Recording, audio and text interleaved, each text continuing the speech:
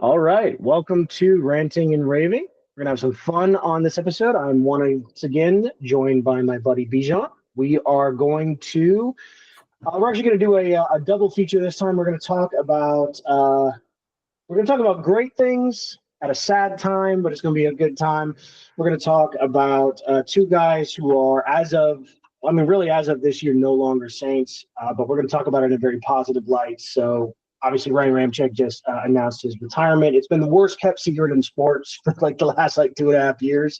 He's like half the size he once was the last 2 years. It's like, I don't think he's playing, guys.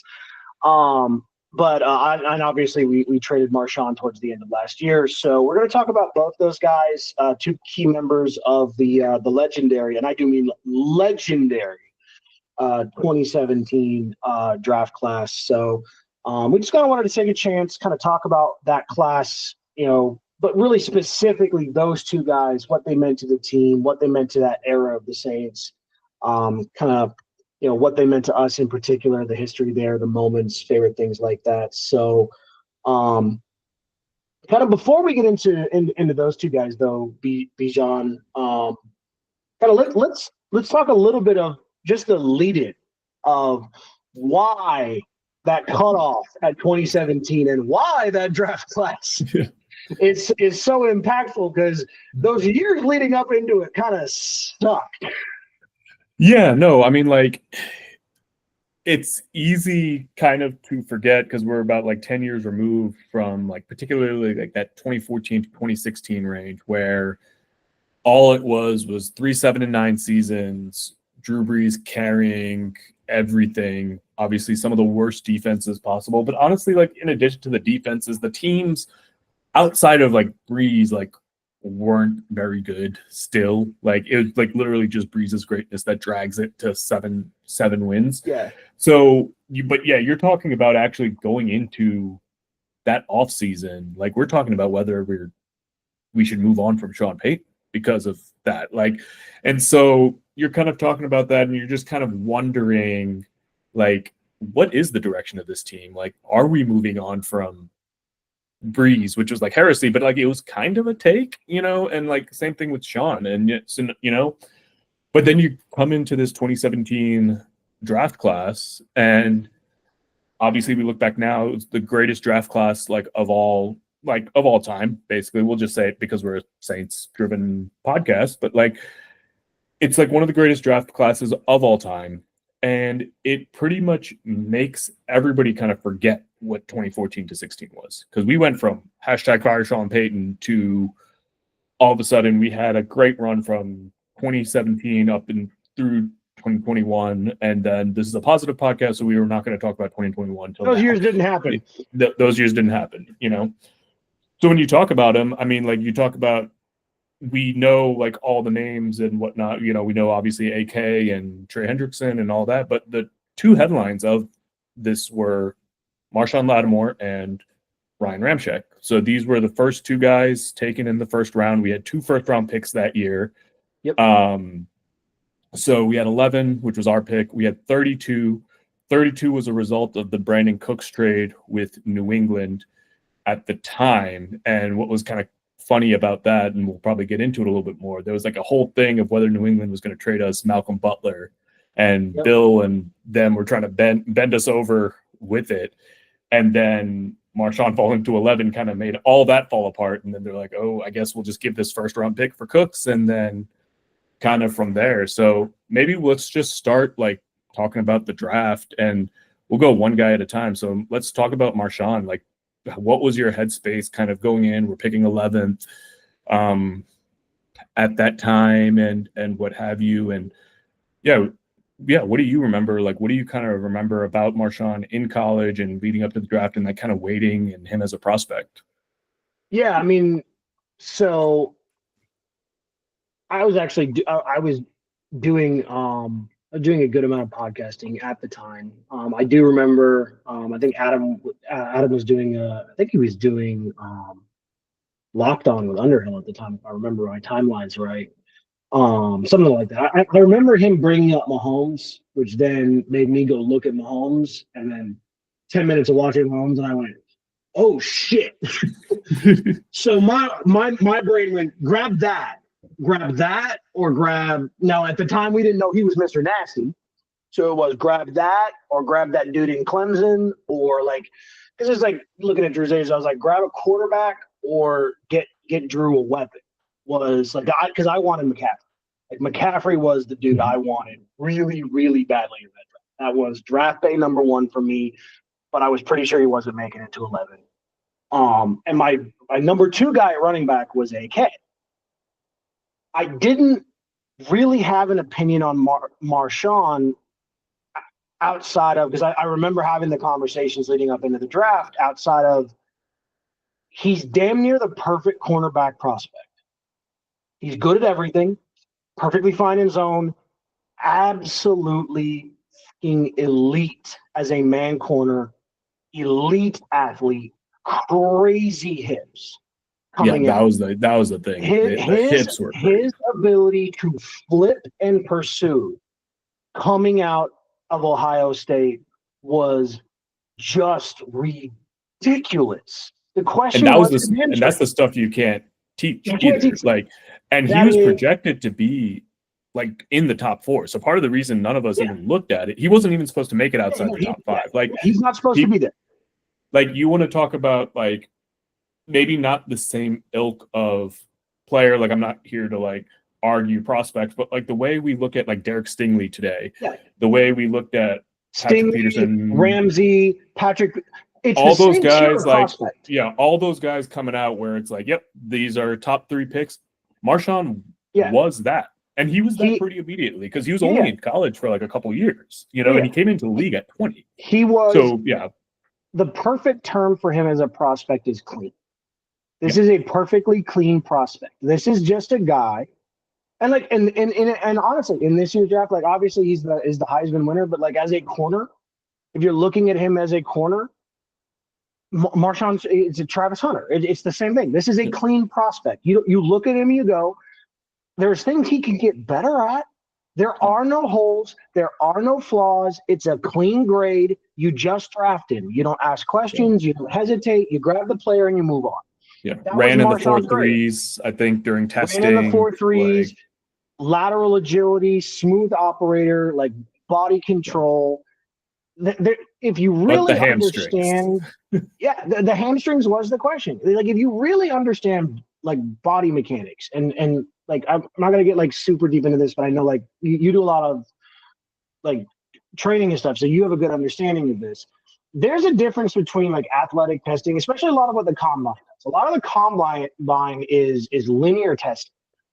So like lateral agility and like athletic testing and linear testing are not the same thing. Like when you're playing football or basketball or like actually playing the game and doing functional athletic movements, that's different than guy running straight line get certain time. They're not the same thing. And that's where the whole like athletic testing meets tape thing comes in. So when you talk about a clean prospect is a guy where his tape time and what you see on tape matches with what you're seeing in that test, where you go, oh, on paper, this guy's a bananas athlete.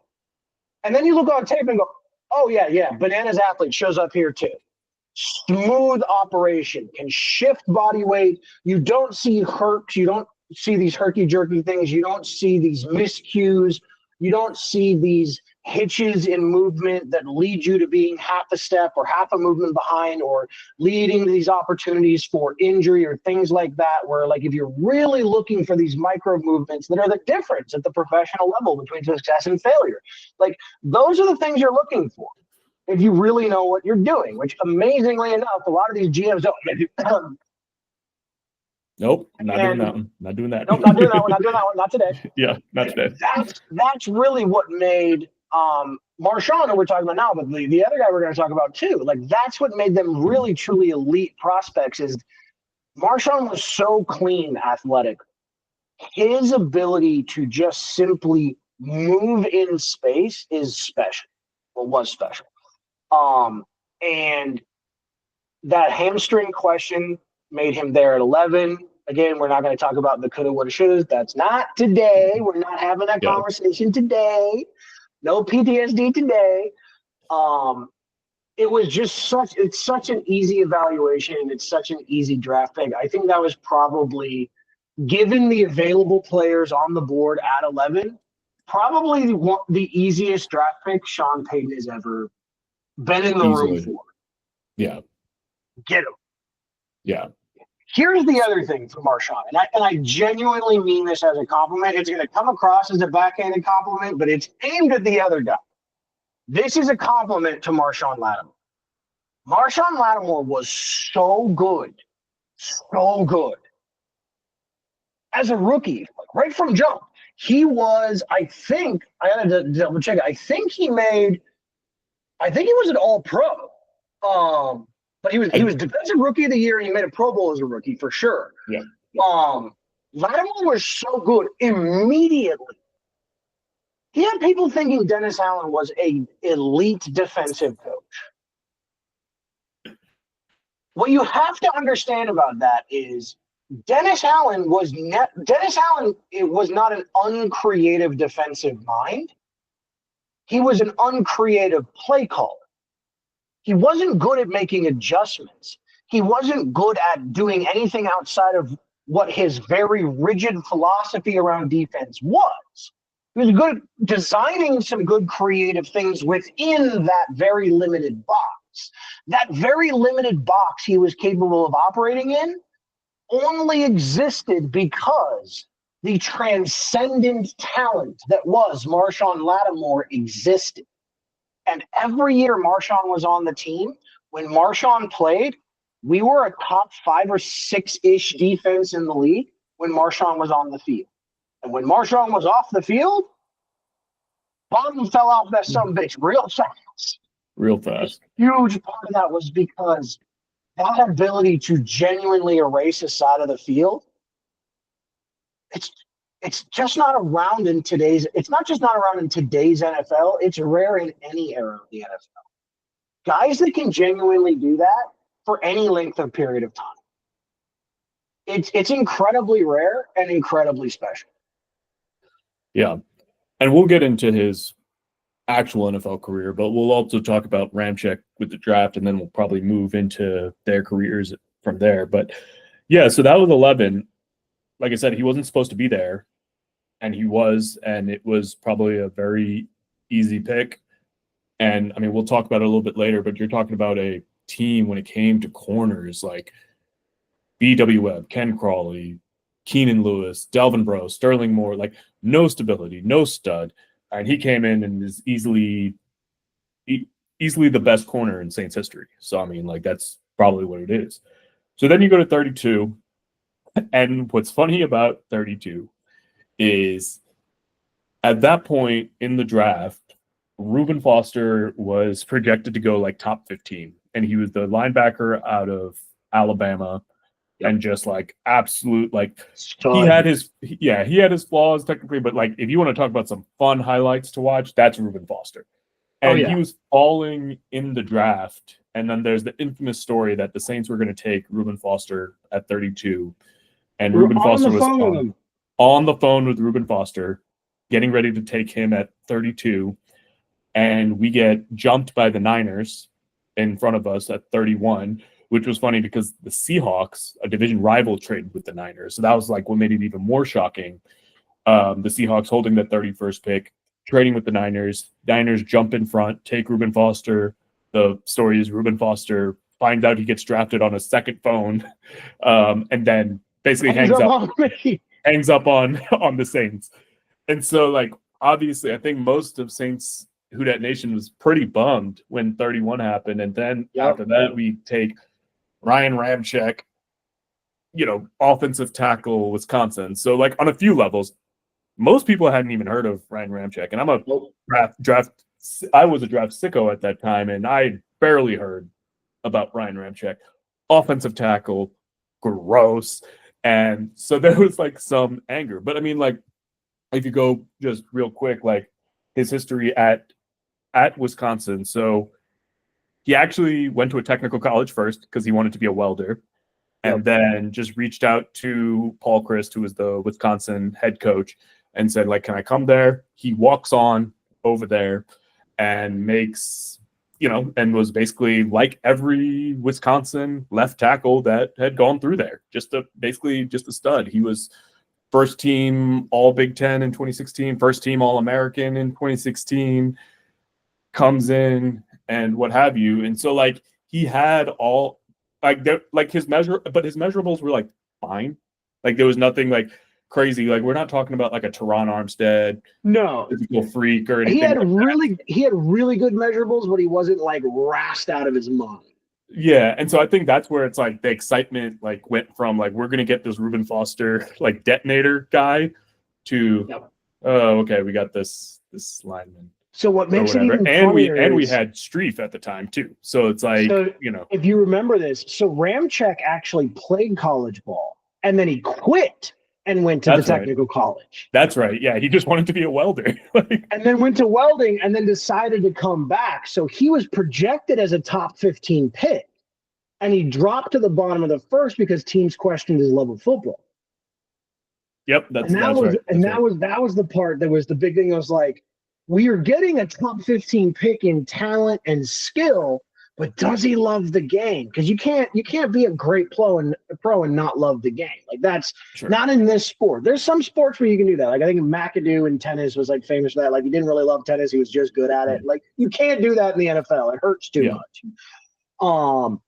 But like that was part of it. But like the Reuben Foster part was also, it's like what folks have to remember here is we had Lofton, we had Laurinaitis, we had I'm forgetting some of these other bums, like bum linebackers, dude. Like fucking and like look, I get he was a fan favorite. I get why he was a fan favorite. He was also fucking awful. He ended up being awful, like not great. Every time he got on the field, you probably know the name I'm about to say. Every time he got on the field, it was the opposition cheered. They were so happy. And like he'd lay a big hit every now and then. Like fans loved him and he seemed like a great locker room guy. But Craig Robertson was a terrible player. Like we were desperate for a good linebacker. So we were like, oh my God, Reuben Foster, we could finally by the way, there's this other guy that we drafted. Y'all might remember him by the name of Stephon Anthony. Like we had gotten burned by linebackers showing us just give us one dude. We need a dude at linebacker. This is the fan base that grew up and cut their teeth on the fucking Dome Patrol, the greatest group of linebackers in the history of the league, and we got to watch these assholes. Like we wanted Foster, and then you get this big country ass motherfucker on the O line. Like there was some consternation, but the extra funny part, if you remember, I think if I'm remembering right, it happened in 2016, which is kind of makes this serendipitous. If I'm remembering when it happened correctly, I believe the legendary J.J. Watt on Jack Streif clip happened in 2016, where he got caught on the camera telling Drew Brees, "Hey, y'all need a new right tackle. Like, and he was beat the shit out of Streif, yelling at. Yeah, poor Streif. I mean, legend. Streif, J.J. Watt, we had this argument in the Discord like a few days ago. Like, people really forget just like J.J. Watt that man was a problem on top of a problem on top of a problem on top of a problem again. Like, he did that to everybody. J.J. kind of felt a little bit bad for what he was doing to Drew that game. Yeah.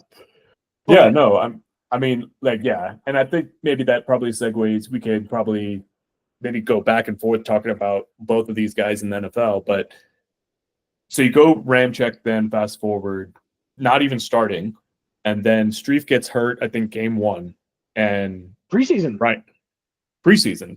Yeah, training camp for preseason. Yeah, and so then he gets thrown out there. Starter. Yeah, so they thought he was going to be left tackle, but we had Teron Armstead over there, and I remember Duke Manyweather saying that like Ryan Ramczyk will just be a future left tackle at some point because his technique was that good. But honestly, like what's crazy is as most O linemen are, pretty fucking boring, man. The minute he got in there, we never heard from that side ever again. And like you talk about like just solidified, like he was probably a top 3 left tackle immediately. Like, that was the thing. Like, and not only like just in general, like, you know, O-line people, but like other O-linemen were recognizing it too. So it's not like one of those, he's underrated. Like, you see these top 100s and they're all talking about like this Ryan Ramczyk guy. And I think for me, like what made him so good to me was like I guess I'm just like probably a sucker when it comes to trying to play for like technique. Like he was the most technically sound like right tackle. He was strong. Like, I mean, he was baseline strong, but like he wasn't like Carl Nix or Jari Evans or whatever. And like he had his arm, but like he was never in the wrong position. Just hand usage was there. I remember there's this one rep. We were talking about JJ Watt, like one of the great moments in Ryan Ramczyk's career was in, I think it was 2018, he left JJ Watt off the stat sheet against the Texans. It was like maybe like not maybe prime, it was like maybe a little bit like of a lesser JJ Watt, but it's still JJ Watt. But like we're talking about off the stat sheet, no tackles, no forced fumbles, no sacks, not even a half a sack, not even an assisted tackle, not like a full tackle, no pass. Gave that man the Tony Snell treatment. Like basically, yeah, there's a like whatever the graphic is, zeros across the board. And that's when I think we started to see like, oh, this guy is a problem. And I remember just this one rep. I'm not an O-line expert, but like it was this rep against JJ Watt where he gets out of his stance and JJ Watt has that first step and he kind of like Ryan Ramczyk dips his shoulder, kind of like pretending almost that he's falling for a move.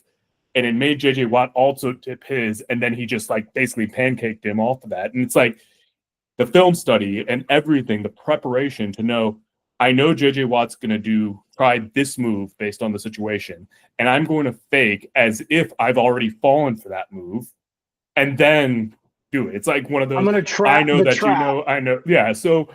And it was just crazy. And like, so you never really remember most of these games. There's probably the only game I can really recall where Ryan Ramczyk, where you're like, wow, the bottom fell out, was that playoff game against the Vikings. But that was everybody on the O-line. The bottom kind of fell out. Like Daniil Hunter basically just took Ryan Ramczyk's lunch and Everson Griffin went and took Teron Armstead's lunch on the other side. Like, so it was everybody, but like, the O-line died that game. Yeah. But other than that, man, like you're just talking about a guy, like we just put him there, like, All-Pro in 2019, second team All-Pro in 2018 and 2020. So you're talking about like this 7-year career where it's weird on Wikipedia. It says he didn't make any Pro Bowls, which I mean that doesn't mean anything. I mean it's fan voted, but like I think you looked at PFF. I don't think Mario has a Pro Bowl either, but he's got multiple All-Pros too. It's weird. It's stupid. Yeah, but like essentially like with Ryan Ramczyk, like you look at PFF or whatever your O-line thing it was. He was always top 3 in everything. Like it was always there. Pressure rate, expected run yards to his side. Like he was until that knee injury at the end of 2020, he was the definition of an elite offensive lineman. Yeah, and durable. NFL, like before that. Durable, untouchable, reliable, just the absolute definition of everything you want out of a first round pick. Yeah. What you want out of a first round pick is you want a day one starter that has a positive impact on your football team. And if you get a guy that just happens to be the best at his position immediately, that's cool too. Yeah. That's cool too. Yeah. You won't complain about that. If you get an elite out of it, like, you won't complain about that. Yeah. So I think, so I like, can't say like 2 of those in the same draft. Yeah, you can't say enough about him, and I think like honestly, like he isn't super vocal, so I don't know if he'll be a Hall of Famer. Like we were discussing this in the Discord. I think I went that he was NFL Hall of Fame, no chance. He doesn't have a long time. I think I said he would maybe be borderline out. I think the 4 choices I gave were Hall of Very Good, borderline out, borderline in, and a lock. And I said he was borderline out, and I don't want to talk about that game in 2018. I try not to talk about it, but Ryan Ramczyk's one guy who would have benefited if he got a ring in 2018. Yeah, I think he's a Hall of Famer. The 2018 ring would have gotten Alvin and Cameron for sure. It might Ryan probably would have needed 2 to 3 more years. The problem for O lineman is it's always a longevity position. Like if you're going to have a short career and make the Hall, like you have to be Terrell Davis. Yeah, I think he would have Like had a that's chance always just the thing because with of that. Like you have to have a transcendent run, and non-stat positions, it's really hard to be like, well, I had a transcendent run.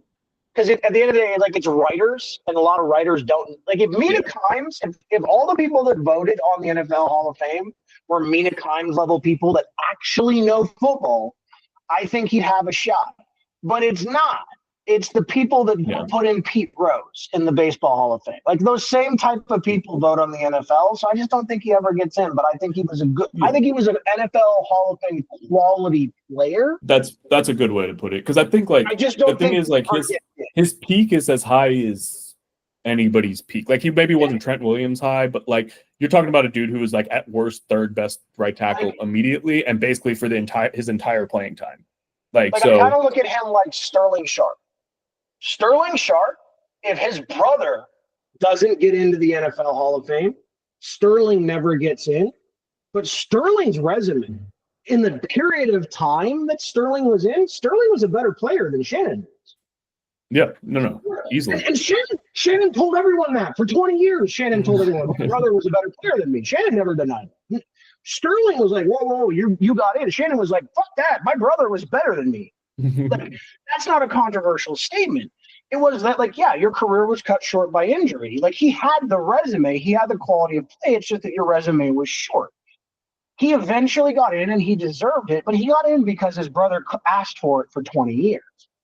Unless Ryan Ramczyk has a younger brother we've never heard of who makes the Hall and then says that he deserves, like, I just don't see it happen because at the end of the day, it's a media thing.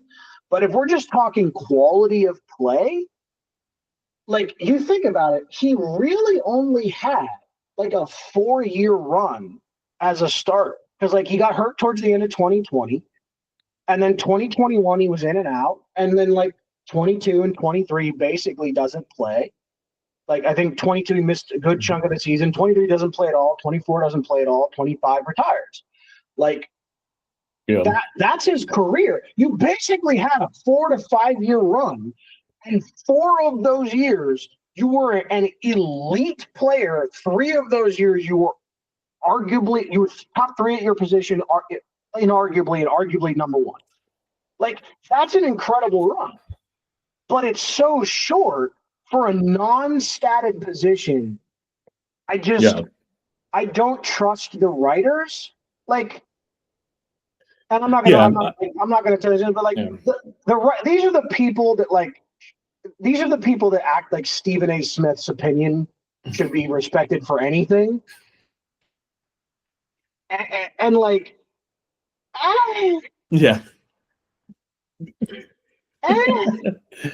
someone needs to cut off his oxygen. On that note, do you want to move to Marshon? Yes.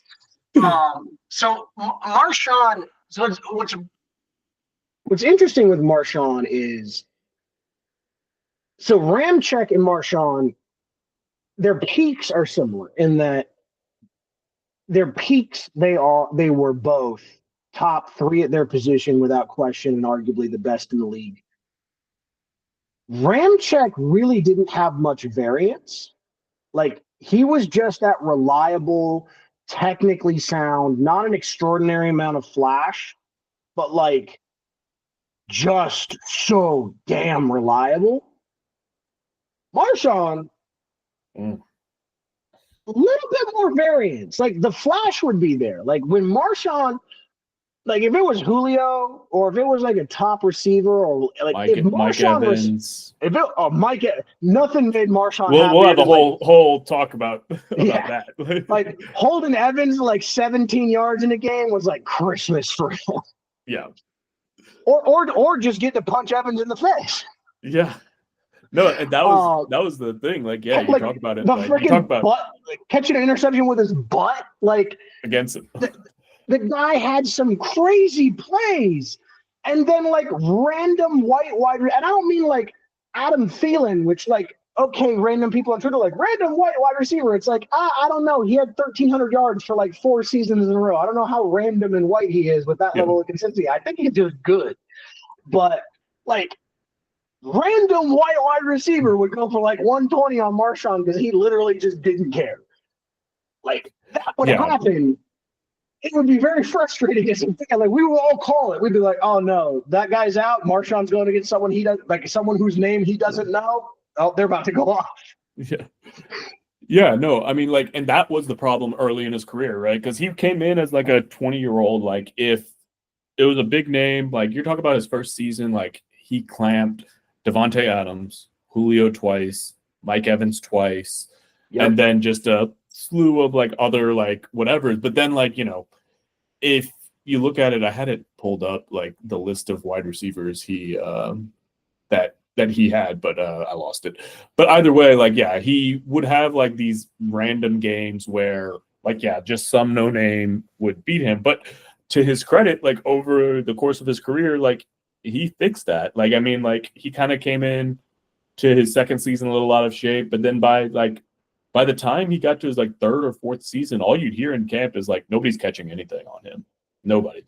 And like that was such a breath of fresh air for like, you're talking about like, man, just the history of who we had at corner, like just generationally bad corners. And he just came in and like solidified one spot. And honestly, it started to make the other side look good because like we had the one Ken Crawley season. We had, you know, obviously Paulson Adebo got his with Marshon, but like it got to the point basically that other side, they'd get targeted so much, like that other side would be like in the top half of the league for pass deflections. But it's because they never went to that other side where and then Marshon they always was. had safety help. And like you'd create Pro Bowls, like you'd have guys like Von Bell would be like have high forced fumble counts and things like that because you're creating havoc.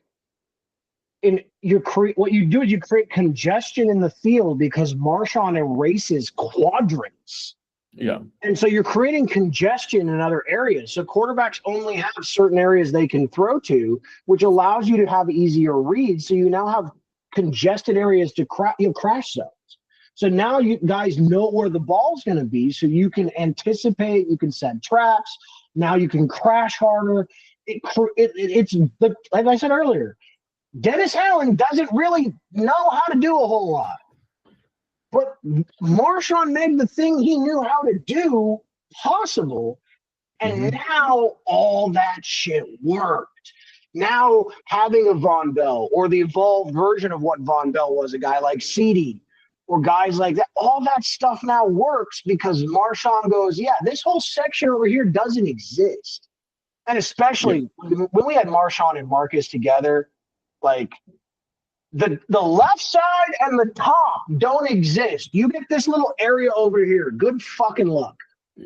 Yeah, I mean, and like you said, like he did have his share of durability issues at times. Like he never missed like massive points during the Sean Payton part. Like I'm not gonna hold to him like hurting his spleen against the Seahawks, like breaking his spleen and kidneys. Not idiots.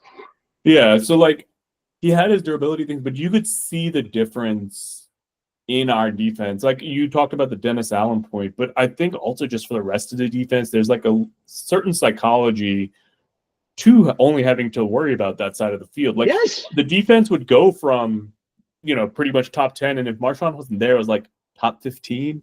But like you could feel the swagger. And I think especially once he got later into his career, my favorite arc for Marshon was him becoming a leader on this team. Because he started off pretty quiet, shy, young, came in at 20. Like Marshon's only 28 today, which is insane. And like, but then he eventually became one of those leaders, those vocal leaders in practice and everything. And you could kind of see like when Marshon wasn't there, that the swagger of the defense kind of dips a little bit and what have you. So, but like he is the one like in 2017, like the whole everybody taking a picture on defense and going to pose in front of the camera, like Marshon and that defense started that. Like people forget, like that 17 defense is the one that originates that celebration that everybody does now to go like pose in front of the camera. And Marshon is probably the single reason for the defensive resurgence that goes from 2016 to 2017, where you're talking about like one of the worst defenses in a 3-year stretch for the Saints. And then Marshon comes and pretty much by himself, to an extent by himself with Marcus Williams, I'd say, like, because this was pre-DeMario too, yeah. I believe. So it was like pre-DeMario, your D-line was basically the same. The only things that really changed in 2017 was you had Marshon Lattimore and you had Marcus Williams. Those are the only two main things. And so the fact Von that Bell came in 16, so he was already there.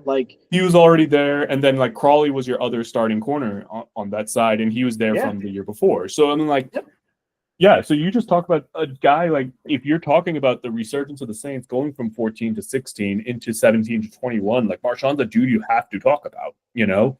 And you got that single high safety, and you got that shutdown corner. But the single high safety really makes it so that the rest of the defense now can operate like at a super high level.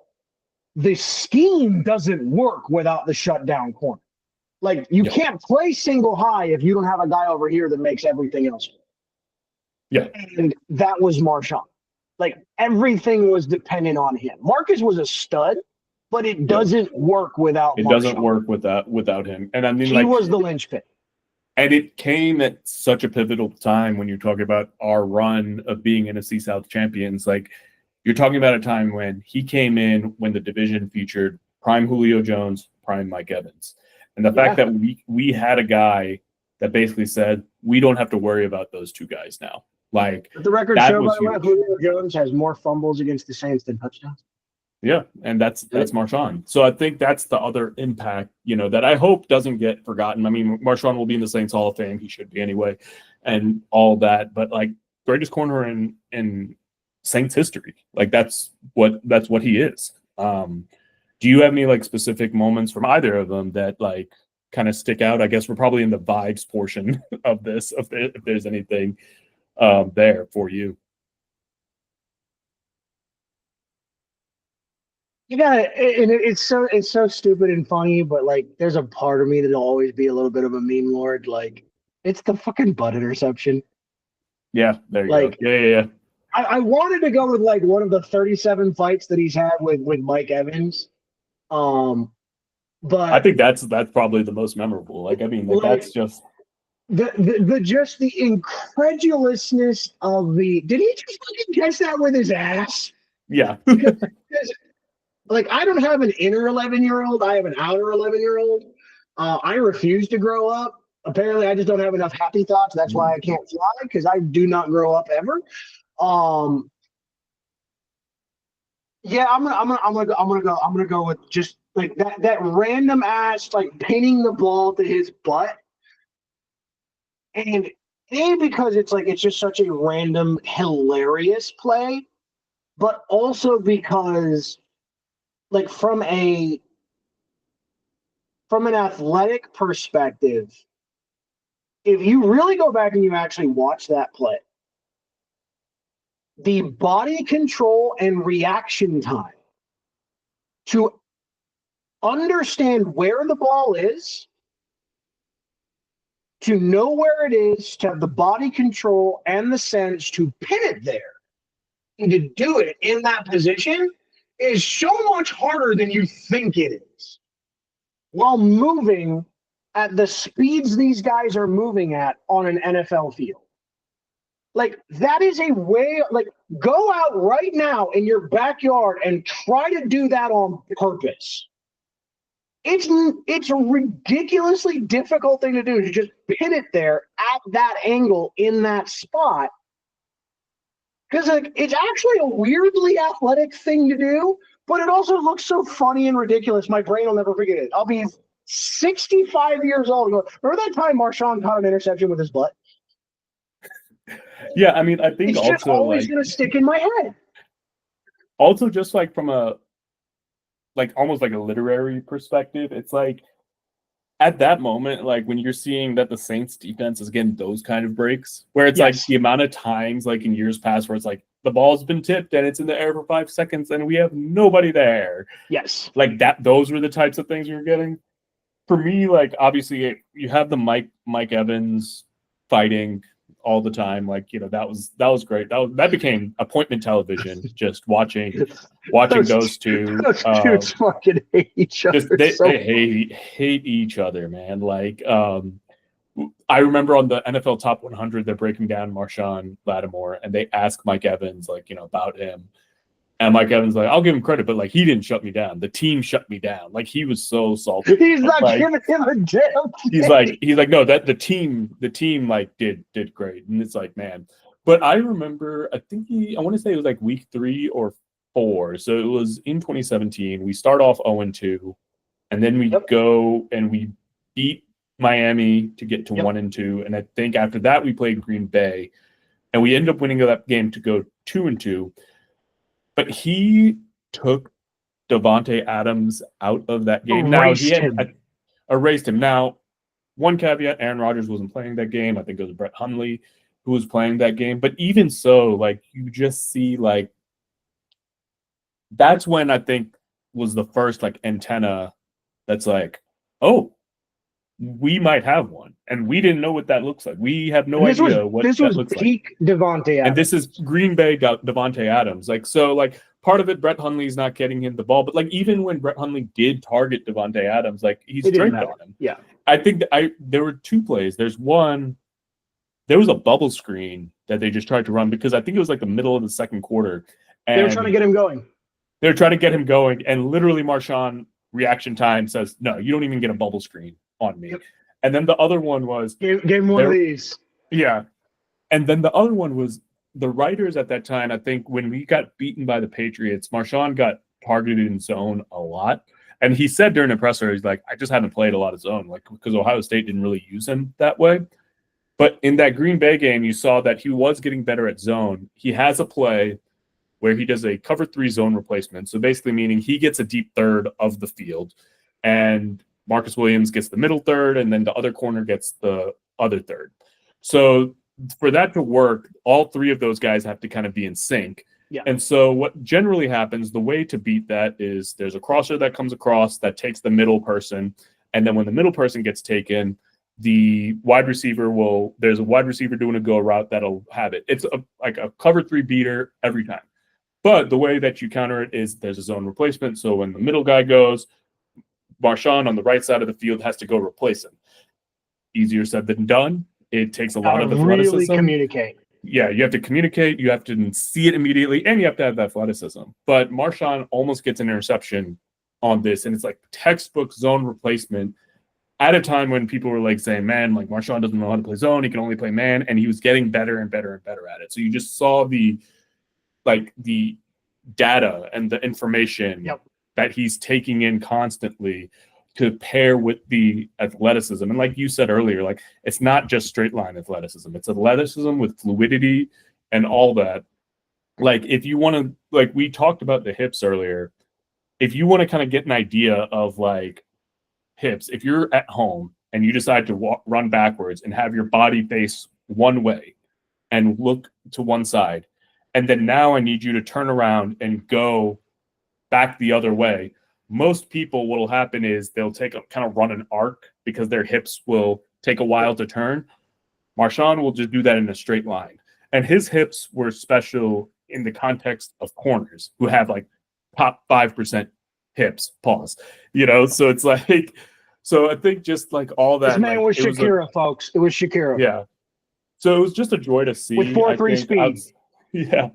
So it was a joy to see, I think, just for me, like, outside of like, you know, all the great things he did, like just to watch him kind of just grow into like a professional, because he came into us at 20, grow into coming into camp in shape when he wasn't before, not being a leader, but then he becoming a leader, not being able to play zone, but then being able to play zone to the point where like he is just a pillar of this team. And then obviously we have to trade him to the Commanders, and I hope he does well there too. But yeah, I can't say enough about him, and I'm glad that you and I got to like chop it up and just talk about it, because I don't know how many people are like really just talking about both these guys and like really just kind of giving them their flowers. Like, yes, the Saints state of it sucks right now, but we don't get 2017 to 2021 without these two guys. No, and this is the only like modern piece that I'll say, because this is actually when because this was your idea and I want to give you credit for it. This is actually part of why I was so excited to like do this is, and I'm a little too keep it real. So right now, at this moment, I'm as negative as anybody because, well, look around. Like Marshon just got traded. The last couple of years have not been great. Ramczyk has obviously been hurt. And just being a fan, like obviously we know like the whole like there's like fan is short for fanatic. Like it's very much a what have you done for me lately type of experience. Like it's been very negative around the team in general. Oddly, for some reason, until like recently, where a lot of people suddenly had their eyes opened up, and against their will for many, like the quarterback was the only thing where people had like unrealistic optimism. Like it's been really hard to like remember like some of these guys. It's like, but remember how fucking good Marshon Lattimore was. And remember how ridiculous good Ramczyk was. Like, even as much as a good God, he is so annoying on Twitter. But like before the quad tear, that pre-quad tear, and I think it was, I want to say 2020, there was a 6-year stretch where Cam Jordan had a case for being one of the 4 best defensive players in the NFL. Like that quad tear leading up into that 2020 playoff, like you could see pre and post that Cam Jordan's a different player in the NFL. But up until that, like these guys that have been on this team, like there's a reason why it took one of the greatest league top-down fuck you screw jobs in professional sports history. And I don't give a crap what anyone else has to say. I got the footage to prove it, to keep this team out of a Super Bowl. You had a quarterback whose shoulder was held on with stubbornness, tenacity, duct tape, and wishes, and nothing else. And you were that BS away from the Super Bowl. And they would have beat the Patriots that year because that Patriots team wasn't good enough to beat them. And even in that game, you're a drop Dan Arnold. Like if Watson is healthy instead of Dan Arnold, they win that game. Like the number of things it took to go wrong to not win a Super Bowl in 18, like it, you have to remember how good that team was and how good these guys were. And I refuse to not remember how good these guys were and how much we enjoyed watching them play just because bad things happen. If one of these guys kills someone in a car accident or beats their wife, where are we going? Like if you go full Tyreek Hill or Darren Sharper, I reserve my right to hate you. Unless that happens, I reserve my right to love these players and love these memories no matter what. So as far as I'm concerned, the only version of Marshon Lattimore that I acknowledge is the version that shut down everybody who went across from him and told Mike Evans, who's a good little boy. Who's a good little boy. The only version of Ryan Ramczyk that I acknowledge is the one that said, hey, J.J. Watt, you get this nice little goose egg. That's all you get. Those are the only versions I acknowledge. Because you know what? It's not facts over feelings because these are my memories. It's feelings over facts. Kiss my ass. Well, on that note, I mean, I ain't got anything else, but I'm glad we got to do this and vibe out on 2 of the greatest Saints to ever do it, really. Yeah, absolutely. No question. Like, they're not, neither one of them is an NFL legend, but they're black and gold legends. And since this is Saints-related content, there are legends. So, you know, that makes this a legendary episode.